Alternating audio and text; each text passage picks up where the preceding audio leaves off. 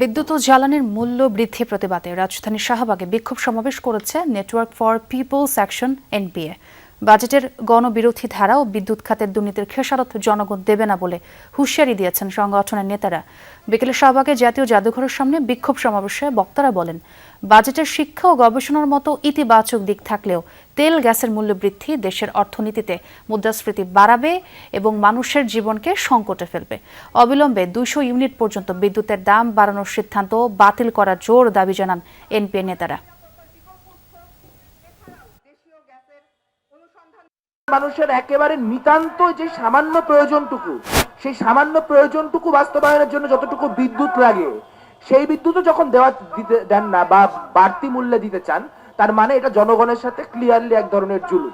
এই বাজেটে আমরা লক্ষ্য করলাম আরেকবার ঠিক শেখ হাসিনার আমলের মতো এটি জিডিপির প্রবৃদ্ধির গল্পের নির্ভর একটি বাজেট।